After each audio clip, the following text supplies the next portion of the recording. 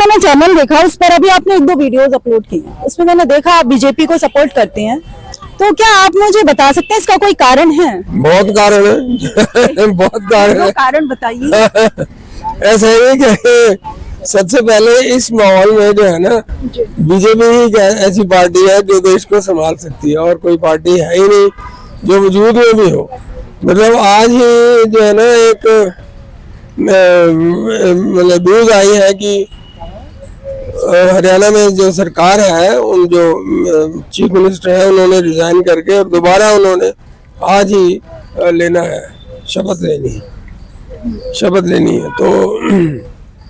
तो इसका मतलब ये है कि जो दूसरी पार्टी थी उनके साथ वो शायद कि उनमें खटपट होगी, तो इस वजह से ही सरकार ने रिजाइन किया है और दूसरी बार वो चीफ मिनिस्टर मतलब की शपथ ले। आपने कहा कि बीजेपी ही एक ऐसी सरकार है जो मतलब कि सही है पूरी तरह से, आप कहना चाहते हैं, तो इसका कोई कुछ आप ऐसे 10-5 काम बता सकते हैं? काम क्या, मैं आपको सब कुछ बात है ना, वो जो साउथ वाले हैं, साउथ डीएमके वाले, वो देश को इसके साथ मिलके, कांग्रेस के साथ मिलके जो है ना, देश को तोड़ना चाहते हैं। जैसे जिन्ना ने तोड़ा था कायदे आजम बनने के लिए, उसी तरह से ये तोड़ना चाहते हैं ताकि वो भी प्राइम मिनिस्टर बन जाए साउथ इंडिया का।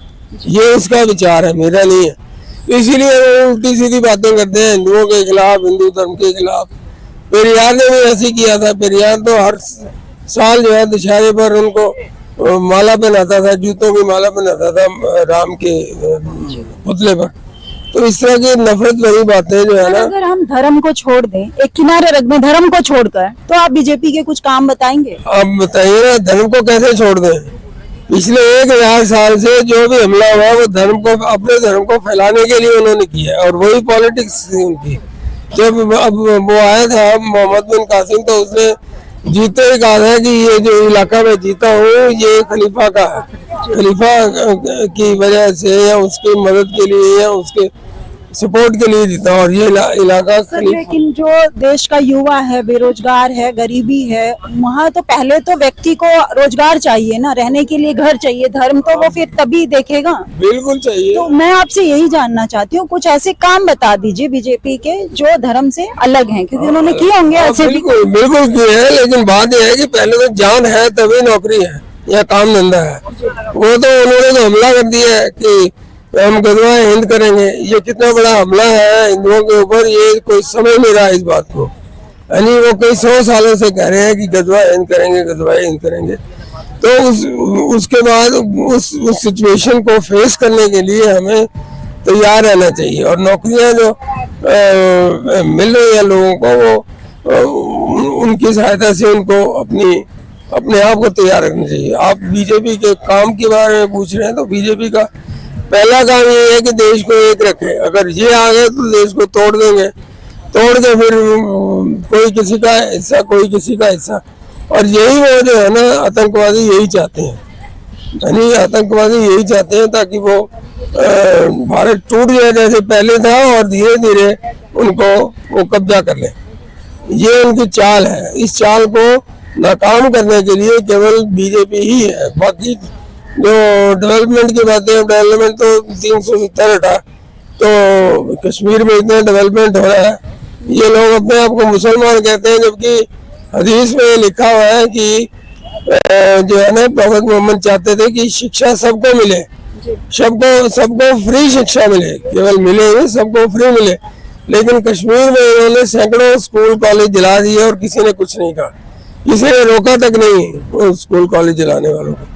तो जब स्कूल कॉलेज नहीं होगा तो शिक्षा कहाँ से मिलेगी?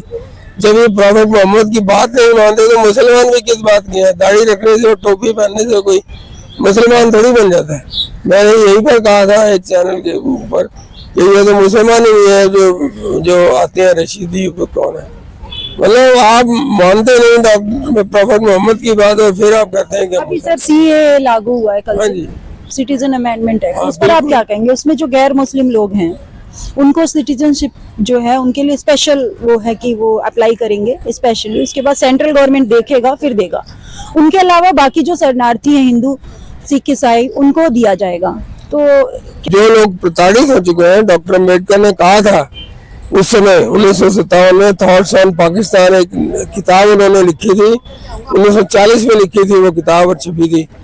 और उस किताब में उन्होंने लिखा था कि जो SC ST है या जो दूसरे माइनॉरिटीज जैसे कि हिंदू है या बुद्धिस्ट है या जैन है, उन सबको भारत में आ जाना चाहिए। अगर वो नहीं आएंगे तो सेकंड क्लास सिटीजन बन जाएंगे, उनके साथ सौतेला व्यवहार होगा। और यही बात सच साबित हुई है पिछले 70, 72, 75 साल में। इसलिए उनको जो शरणार्थी हैं, जो प्रताड़ित है धर्म के नाम पर, वो मतलब उनको शरण मिलनी चाहिए। यहाँ लोग कहते हैं कि धर्म को उन्मत्त बीच में लाओ, वो तो हर चीज में धर्म लेके आते हैं। यानी किसी ने कुछ कोई कपड़े पहन लिए, एक औरत ने कपड़े पहने थे पाकिस्तान में, तो उसके कपड़ों में इतराज हो गया कि इसके ऊपर आयतें लिखी हैं, क्या लिखा है। मतलब हर चीज में धर्म को ढूंढते हैं और मारते हैं लोगों को। तो ऐसे प्रताड़ित लोगों को तो शरण मिलनी ही चाहिए। ठीक है ना। और सर सीमा हैदर जो हैं, उन पर आप कुछ कहना चाहेंगे कि क्या CAA से उनको नागरिकता मिल जाएगी? नहीं, CAA से मिलनी नहीं चाहिए। वो एक हमला था भारत के ऊपर। मतलब कोई भी प्यार का हथियार इस्तेमाल करके भारत में आ गए और अपने बच्चों को ले आए, अपने हस्बैंड को धोखा दे गए, तो ये बहुत गलत है। उसने अपने हस्बैंड को, अपने देश को धोखा दिया, तो उसको वापस भेजना चाहिए था उसी वक्त। यहाँ पर कुछ लोगों ने पब्लिसिटी हासिल करने के लिए जो है ना उसको सपोर्ट किया, जो कि बहुत ही गलत है। एक देशद्रोह का मामला बनता है उनके ऊपर, लेकिन बड़े लोगों के ऊपर कोई केस होता नहीं है, दिक्कत ही है।